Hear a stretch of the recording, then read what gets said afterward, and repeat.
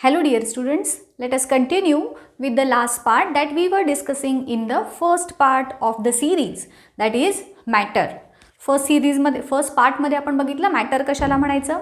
Matter is anything around us which has mass and which occupies space. हे आपण बघितलं. Okay, मॅटरच्या 3 states बघितल्या. आज आपण फोकस करणार आहोत ऑन टाइप्स ऑफ मॅटर. आपल्या आजूबाजूच्या ज्या वस्तू आहेत स्टुडंट्स, त्या मेनली जर टाइप्सनुसार डिवाइड करायचं झालं त्यांना, तर आपण त्यांना 2 प्रकारामध्ये डिवाइड करू शकतो. एक म्हणजे प्युअर सबस्टन्सेस आणि दुसरा म्हणजे इम्प्युअर सबस्टन्सेस. प्युअर सबस्टन्सेस कशाला म्हणायचं ते बघूयात पहिल्यांदा. तर स्टुडंट्स,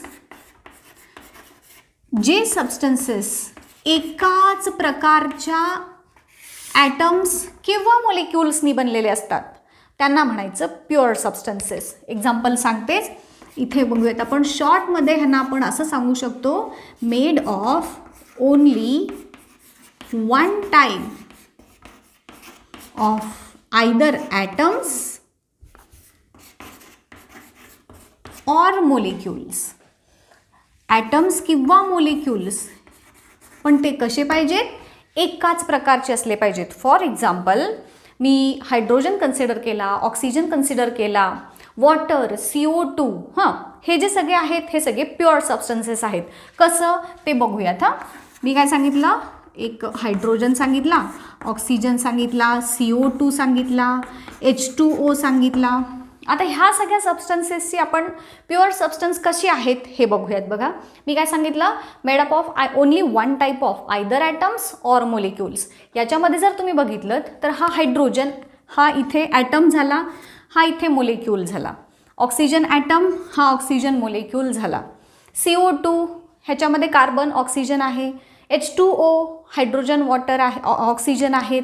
मग तुम्ही म्हणाल ह्याच्यामध्ये तर हायड्रोजन आहे, ऑक्सिजन आहे, ह्याच्यामध्ये कार्बन वेगळा आहे, ऑक्सिजन वेगळा आहे. पण ह्यांचा जर कलेक्टिव्ह तुम्ही विचार केलात ॲज अ CO2 मोलिक्यूल, तर त्याच्यामध्ये अदर कुठले सबस्टन्सेस किंवा अदर कुठलेही दुसरे ॲटम्स मिक्स नाहीत. इथे फक्त हायड्रोजन, याच्यामध्ये फक्त वॉटर मोलिक्यूल, याच्यामध्ये फक्त CO2 मोलिक्यूल. इवन मी नुसता H2SO4 जर घेतला तर it will also a pure substance. का? कारण ह्याच्यामध्ये याच्याशिवाय दुसऱ्या कुठल्याच प्रकारचे ॲटम्स किंवा मोलिक्युल्स प्रेझेंट नाहीत. म्हणजेच प्युअर सबस्टन्स कुणाला म्हणायचं? की ज्यांच्यामध्ये फक्त एकाच प्रकारचे आयदर ॲटम्स किंवा मोलिक्युल्स असतील. ओके, कळालं? हे झाले प्युअर सबस्टन्सेस. प्युअर सबस्टन्सेस जे आहेत ते परत 2 प्रकारचे येतात. जसं की तुम्हाला इथं लक्षात आलं असेलच, यांचे परत 2 टाईप्स. एक म्हणजे एलिमेंट आणि दुसरा येतो तो कंपाऊंड. आता इथे hydrogen, oxygen, sulphur, nitrogen, carbon असे जवळजवळ 118 एलिमेंट्स हे प्रेझेंट आहेत. त्यातले काही एलिमेंट्स नॅचरल आहेत, काही एलिमेंट्स आर्टिफिशियल आहेत. मग एलिमेंट कोणाला म्हणायचं आणि कंपाऊंड कोणाला म्हणायचं ह्याच्यावरती आता बघूयात. एलिमेंट त्यांना म्हणायचं की जे अर्थातच एका प्रकारच्या ॲटम्सपासून बनलेले आहेत. आणि आता बघा, ह्या हायड्रोजनवरती मी एखादी फिजिकल प्रोसेस केली किंवा केमिकल प्रोसेस केली ह्याच्यावरती, तर ह्या हायड्रोजनचं रूपांतर मी दुसऱ्या कशामध्ये? केमिकल प्रोसेस थ्रूच करू शकणार. ओके, म्हणजे त्याच्याबरोबर दुसऱ्या कोणाची तरी रिॲक्शन झाली तर वेगळा सबस्टन्स तयार होणार. याच्यामध्ये हायड्रोजन मात्र मी सेपरेट नाही करू शकत. Either by physical or chemical means separate करू शकतो का? नाही. बट आता इथे H2O हे कंपाऊंड आहे. कंपाऊंडमध्ये हायड्रोजन आहे आणि ऑक्सिजन आहे. याच्यामधले कन्स्टिट्युएंट्स आपण केमिकली सेपरेट करू शकतो, पण फिजिकली नाही. फिजिकल आणि केमिकल सेपरेशन म्हणजे काय? तर फिजिकल सेपरेशन म्हणजे जसं की तांदूळ आणि खडे मिक्स असताना आपण खडे हातानं बाजूला काढतो, किंवा फिल्ट्रेशन करून एखादी 2 सबस्टन्सेस सेपरेट करतो. या प्रकारच्या ज्या प्रोसेसेस आहेत सेपरेशनच्या, त्यांना म्हणायचं physical separation methods. Where as chemical separation मेथड्समध्ये एखाद्या पर्टिक्युलर सबस्टन्सची दुसऱ्या कुठल्या तरी केमिकल सबस्टन्स बरोबर रिॲक्शन केली जाते आणि मग ते दोन्ही सेपरेट केले जातात. आता इथे बघा, हे जे एलिमेंट्स आहेत त्यांचे जे ॲटम्स आहेत ते फिजिकल किंवा केमिकल कुठल्याच पद्धतीनं आपण म्हणूयात त्याचं सेपरेशन दोन वेगवेगळ्या भागांमध्ये करता येत नाही, कारण ते एकच ॲटम आहे, ह्याच्यात एकाच प्रकारचे ॲटम्स आहेत. They can not be made converted into simpler form either by physical और केमिकल मेथड्स. पण कंपाऊंडच्या बाबतीत तसं आहे का? नाही. फिजिकल मेथड्सनी म्हणजे फिल्ट्रेशन, त्यानंतर सेपरेशन, मॅग्नेटिक सेपरेशन, अशा वेगवेगळ्या मेथड्स आहेत, त्या आपण पुढं बघूयातच. तर त्या पद्धतीनं हायड्रोजन आणि ऑक्सिजन आपण नक्कीच सेपरेट नाही करू शकत. असं होतं का की घेतला मी वॉटर घेतला, फिल्टर केलं, हायड्रोजन वेगळा ऑक्सिजन वेगळा, हीट केला, हायड्रोजन वेगळा ऑक्सिजन वेगळा, असं होतं का? नाही. We have to do some chemical processes for that. मग कंपाऊंड्स आणि एलिमेंट्स हे जरी एकाच प्रकारचे आयटम किंवा हे दोन्ही जरी प्युअर सबस्टन्सेस असले, तर मग ह्यांच्यामध्ये काय फरक आहे बघा, की एलिमेंट्स जे आहेत they can not B converted into simple form either by chemical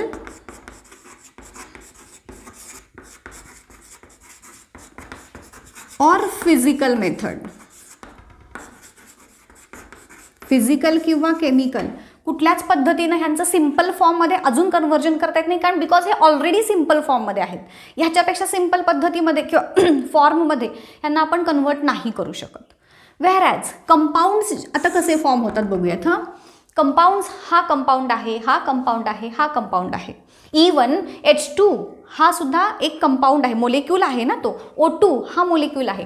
नुसता हायड्रोजन, नुसता ऑक्सिजन जर आपण म्हटला तर ते एलिमेंट्स आहेत.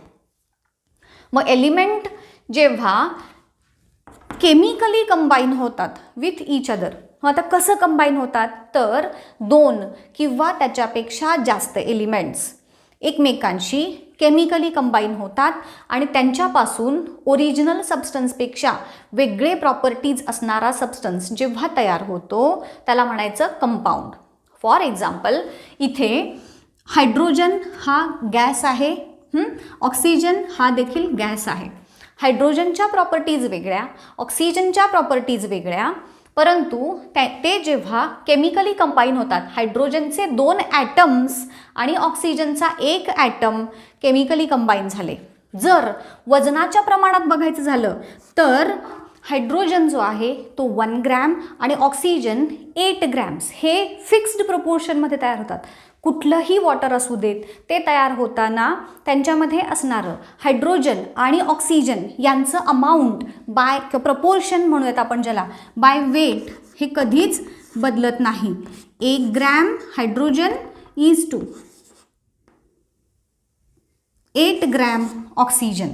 हे जे वजनी प्रमाण म्हणत आपण प्रपोर्शन बाय वेट हे नेहमीच कॉन्स्टंट असतं. कुठल्याही प्रकारचं जे वॉटर आहे ते फॉर्म होताना हायड्रोजन आणि ऑक्सिजनचं, ह्याला म्हणायचं केमिकली कंबाईन होताना त्यांचं जे रेशो आहे, त्यांचा जो प्रपोर्शन आहे, इथं देखील बघा 2 हायड्रोजन 1 ऑक्सिजन सांगितलं तुम्हाला मी आत्ता. 2 हायड्रोजनचे ॲटम 1 ऑक्सिजनचा item.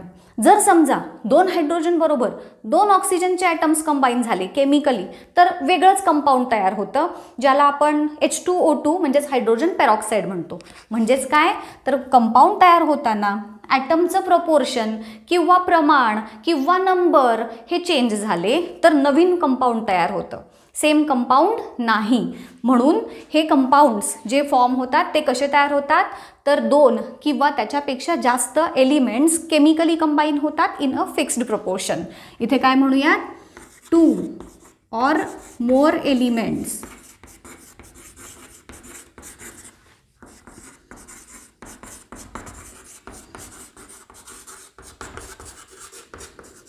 combine chemically to form new substance. आता कंपाऊंड फॉर्म होताना जो ओरिजिनल सबस्टन्सेसच्या प्रॉपर्टीज आहेत त्या टोटली चेंज होतात आणि नवीन प्रॉपर्टी असणारा सबस्टन्स तयार होतो. फॉर एक्झाम्पल NaCl तुमच्या ओळखीचं आहेच. सोडियम हा याच्यातला मेटल आहे, क्लोरीन नॉन मेटल आहे. सोडियम सॉलिड आहे, क्लोरीन गॅस आहे. सोडियम हायली रिॲक्टिव्ह मेटल आहे, क्लोरीन हायली पॉयझनस गॅस आहे. नॉन मेटल आहे. सो ह्यांच्या प्रॉपर्टीज टोटली डिफरंट आहेत. पण जेव्हा हे दोघं केमिकली कंबाईन होतात तेव्हा त्यांच्यापासून हा जो NaCl मॉलिक्यूल फॉर्म झाला त्याच्या प्रॉपर्टीज ह्या दोघांच्या प्रॉपर्टीजपेक्षा टोटली वेगळ्या आहेत. सो कंपाऊंड्स कसे फॉर्म होतात कळालं. इथे H2O, H2SO4, NaCl हे वेगवेगळे कंपाऊंड्स आहेत जे एलिमेंट्सपासून तयार झालेत. मग एलिमेंट आणि कंपाऊंड ह्यांच्यामधला बेसिक डिफरन्स कळाला का बघा, की ह्यांचं कुठल्याही पद्धतीनं आयदर फिजिकल किंवा केमिकल मेथडनी सिम्पल फॉर्ममध्ये कन्वर्जन करता येत नाही. कंपाऊंड्सचं मात्र सेपरेशन करता येतं इंटू सिम्पल वेज किंवा simple form only by chemical processes. हे इथं लिहायचं, ओनली केमिकल प्रोसेसेस थ्रू त्यांना आपण सिम्पल फॉर्ममध्ये कन्वर्ट करू शकतो, फिजिकल प्रोसेसेस थ्रू नाही. हे झाले बेसिक फरक एलिमेंट आणि कंपाऊंड्समधले. हे झाले आपले प्युअर सबस्टन्सेस. आलं लक्षात. एलिमेंट आणि कंपाऊंड कळाले. ह्याच्यानंतरचा जो पार्ट आहे तो आहे इम्प्युअर सबस्टन्सेस किंवा ज्यांना म्हणतात मिक्सचर्स. मिक्सचर्स आणि अर्थातच ह्या कंपाऊंड्स आणि मिक्सचर्स आणि त्यांचे जे कॅरेक्टरिस्टिक्स आहेत ते डिटेल तुम्हाला मी पुढं आपण डिस्कस करणारच आहोत. पण इथे आत्ता मी फक्त त्यांचे मेन क्लासिफिकेशन जे म्हणू शकतो ते इथं सांगते. बघा, प्युअर सबस्टन्सेस हे काय आहेत. मॅटर आपण सपोज एक चार्टच्या फॉर्ममध्ये जर याला मांडायचं झालं तर matter can be divided into 2 types किंवा त्याचे टाईप्स म्हणूयात आपण. एक म्हणजे प्युअर सबस्टन्सेस आणि दुसरा म्हणजे इम्प्युअर सबस्टन्सेस किंवा त्यालाच आपण मिक्सचर असं म्हणतो. प्युअर सबस्टन्सेसचे 2 प्रकार सांगितले तुम्हाला, एलिमेंट्स आणि दुसरा कंपाऊंड्स. इम्प्युअर सबस्टन्स किंवा मिक्सचरचे परत 2 प्रकार येतात स्टुडंट्स. एक येतो होमोजिनस आणि दुसरा येतो हेटेरोजिनस. आता मिक्सचर्स आणि कंपाऊंड्स यांच्यामध्ये काय फरक आहे रे ते पण सांगते बघा. आता बघितलेलं आपण कंपाऊंड ह्यांच्यामधले कॉन्स्टिट्युएंट फिक्स असतात, प्रपोर्शन रेशो सेम असतो, बदलत नाही. त्यामुळं कंपाऊंड्सच्या प्रॉपर्टीज ह्या स्पेसिफिक असतात. त्यांचे मेल्टिंग बॉइलिंग पॉईंट्स हे स्पेसिफिक असतात. त्यानंतर properties, melting points, boiling points हे त्यांचे जसे स्पेसिफिक असतात तसं त्याच्या अपोजिट सगळे मिक्सचर्समध्ये असतात. आता मिक्सचर कसे फॉर्म होतात तर 2 किंवा त्यापेक्षा जास्त सबस्टन्सेस नुसतेच मिक्स होतात. नावातच आहे ह्याच्या मिक्सचर. म्हणजे समजा मी एक एक्झाम्पल देते. तुम्ही भेळ खात असता. भेळ खाताना त्या भेळेमध्ये कांदा असतो, टमॅटो असतो, कोथिंबीर असते, चुरमुरे असतात. हे सगळे सबस्टन्सेस त्यात मिक्स केलेले असतात. मग कधी तिखट, मीठ आपल्याला जसं जसं हवं तसं तसं आपण त्याच्यात चेंज करू शकतो, वाढवू किंवा कमी करू शकतो. समजा मी त्याच्यामध्ये असणारं तिखटाचं प्रमाण वाढवलं म्हटल्यानंतर ती भेळ ही भेळच राहणार ना. म्हणजे जरी प्रमाण कमी जास्त केलं तरीसुद्धा that will be the same. But इथं मात्र मी काय सांगितलं तुम्हाला, एक ॲटम जरी त्याचं अमाऊंट कमी जास्त झालं तरी वेगळा सबस्टन्स तयार होतो. कंपाऊंडमध्ये असणारं प्रपोर्शन हे फिक्स असतं, मिक्सचरमध्ये असणारं सबस्टन्सेसचं प्रपोर्शन हे फिक्स नसतं, ते चेंज होऊ शकतं. आणि तरीसुद्धा ओव्हरऑल म्हणजे आता त्याला आपण जे मिक्सचर आहे ते मिक्सचर, जसं की स्टेनलेस स्टील, हवा आहे, हवेमध्ये वेगवेगळे गॅसेसचं मिक्सचर असतं. मग ह्या हवेतलं गॅसेसचं प्रमाण कमी किंवा जास्त असतं. काही ठिकाणी प्रत्येक ठिकाणी असणारं गॅसेसचं प्रमाण हे वेगवेगळं असलं तरी ती हवाच असते, त्याचं काही नाव आपण बदलत नाही किंवा वेगळा काहीतरी घटक तयार होत नाही. ब्लड हे मिक्सचर आहे, एअर मिक्सचर आहे, आजूबाजूला असणारी जी सॉईल आहे, वेगवेगळे ॲलॉईज ज्याला म्हणू आपण, धातूचे मिश्रणे असतात, ते सगळे मिक्सचर्स आले. त्यानंतर सॉल्ट वॉटरचं सोल्युशन, शुगरचं सोल्युशन, त्यानंतर मिल्क हे एक मिक्सचरच आहे. सो मिक्सचर कुणाला म्हणायचं कळालं का बघा, जेव्हा 2 किंवा त्याच्यापेक्षा जास्त सबस्टन्सेस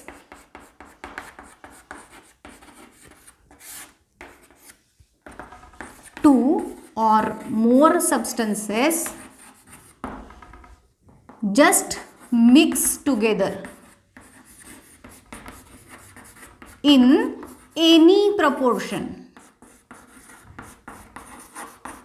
2 किंवा जास्त पदार्थ कुठल्याही प्रपोर्शनमध्ये मिक्स होतात त्याला म्हणायचं मिक्सचर. आता हे प्युअर हे इथं थोडंसं माझं सांगायचं राहिलं म्हणून मी हे पूर्ण पुसलं नाही. बघा हे चार्टमध्येच तुम्ही सगळा एक समरी काइंड ऑफ लिहू शकता. प्युअर सबस्टन्स कुणाला म्हणायचं? Made of 1 type of matter आणि इम्प्युअर मोर दॅन 1 टाईप.